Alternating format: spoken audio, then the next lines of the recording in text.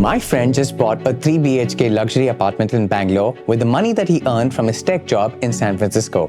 While his American colleagues are struggling with $2 million house payments, he got a luxury apartment for what they would spend on a down payment here in the US. Right now, $1 equals 84 Indian rupees, which means every paycheck you earn here can stretch incredibly far back home. Meanwhile, India is booming in real estate, in tech, and in stock market returns. Indian Americans are one of the wealthiest immigrant groups in the United States, with a median household income of $145,000. Last year alone, we sent back over $125 billion to India. That's more than what the country raised through FDI, and that's more than what Apple makes in a quarter. Now, here's what's shocking. Most of that money gets spent on family bills or sits in low-interest accounts. It doesn't get invested. And now that is a missed opportunity. That is a multi-billion-dollar mistake happening in slow motion. And I'm going to show you exactly how to fix this. Hi there and welcome to Americonomics, a channel where I, Akash Bhatt, share content to help everyday see with a visa, dream, and limited context understand the economics of life, ambition, and identity here in the United States. And I'm extremely thrilled to share that we are now part of 01 Network by Zerodha. If you ever thought about buying property in Bangalore, Mumbai, or Delhi, or investing in an Indian startup from your Silicon Valley salary, you're not alone.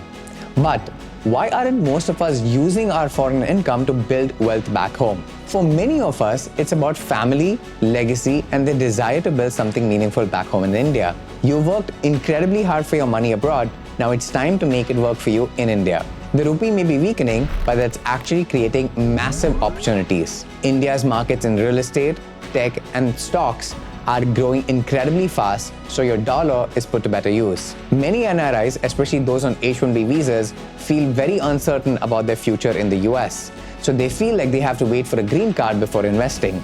But by then, they've already missed years of potential compounding. Okay, now let's talk about what's really happening with all of our money. According to the World Bank's Migration and Development Report, India received over $125 billion in remittances in 2023. But here's the heartbreaking part. Over 70% of that went into medical bills, tuition, or family expenses.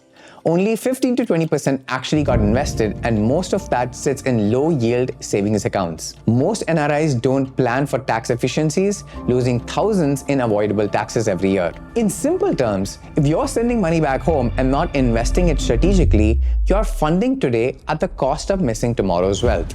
Okay, so now you might be asking yourself, I'm ready to start building wealth in India, but where should I begin and how should I invest? And what are some of the smartest options available for me who's earning in dollars? Well, you've come to the right place. In today's video, I'm going to walk you through some of the top options, starting with what most Indian families consider gold standard. But before we talk about any of that, let me quickly explain something that's extremely important. You'll need either an NRE, non-resident external, or NRO, non-resident ordinary accounts for most of these investments. Your NRE account is used for your foreign income, fully repatriable, tax-free interest, and perfect for your US salary. The NRO, on the other hand, is for your Indian income, like rent or dividends. Limited repatriation of up to $1 million per year, but the interest is taxable. Now that we have that as the baseline, let's dive into the different avenues of investments available for somebody who's earning in dollars. First up is real estate. This is by far the number one asset class that Indian families swear by, and for most NRIs, it's completely legal.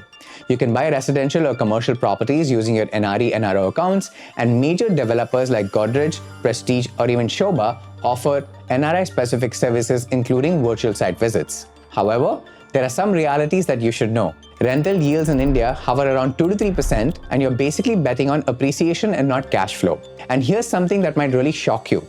According to Times of India, in Maharashtra alone, there's a backlog of over 7,300 unresolved real estate complaints, some dating back decades. Title disputes and builder frauds are extremely real risks.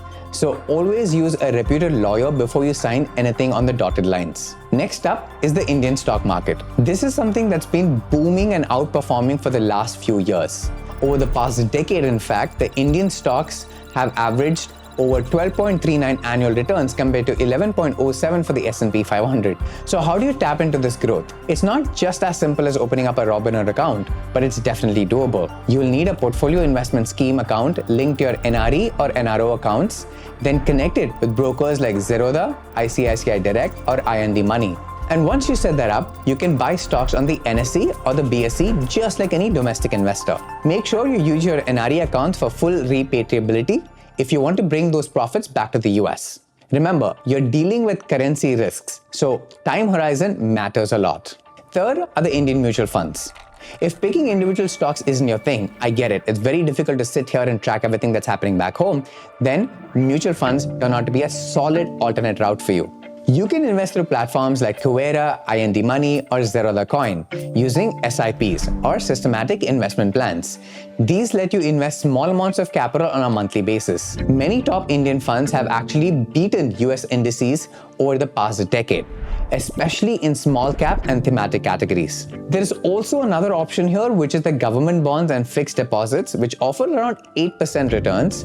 It's not super exciting, but they're definitely more stable and predictable. Just one heads up though, due to the FATCA regulations, some Indian asset management companies restrict US-based NRIs because of the lengthy paperwork and tax complications. So always check eligibility before investing, and again, use your NRE accounts for easier repatriation. Fourth category is that of startups and angel investing. If you're in tech, you've probably been pitched at some point of time by a friend or a relative who's building Airbnb for X or Uber for Y. In fact, according to AngelList India, over $1.1 billion have already been invested through syndicates into Indian startups, many of those checks coming from global NRIs who want exposure to the Indian startup ecosystem. Indian startups present lower entry valuations compared to their Western counterparts, making them an appealing investment opportunity for NRIs seeking potentially higher returns. And these NRIs are not just bringing their checkbooks, they're actually bringing cross-border experience, domain knowledge, and networks that many early-stage Indian founders deeply care and value. So you're not just capital, you're actually part of a strategy. As an NRI, you can invest in Indian startups, but it must follow FEMA or Foreign Exchange Management Act rules and regulations. Most startups must be structured to receive FDI or foreign direct investment, which means their shareholding must be reported to the RBI. So before you invest, ask the startup founders if their companies are FDI compliant, if they're filed for the necessary forms like FCGPR, and if they're accepting funds into a designated Indian bank account. You can invest via your NRE or NRO accounts using wire transfers. Some even use LRS or Liberalized Remittance Scheme from their US accounts into Indian AIFs or startup pools. Just remember, capital gains on startup equity in India are taxed anywhere between 10 to 20% depending on the holding period. So if you're in the US, you may have to report foreign assets on your FBAR or FATCA forms and pay US capital gains on top, with potential for tax credits. Now here's the million-dollar question. How do you invest into startups? Well, there are a number of avenues. You could join curated syndicates on AngelList India, Let's Venture, or IVCA-registered angel networks. Or if you know the founders personally, you can directly make investments into the companies.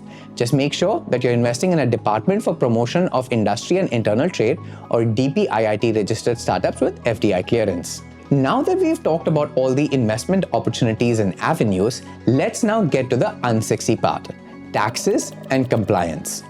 There are a few things to keep in mind before you go ahead and make these investments. First is double taxation.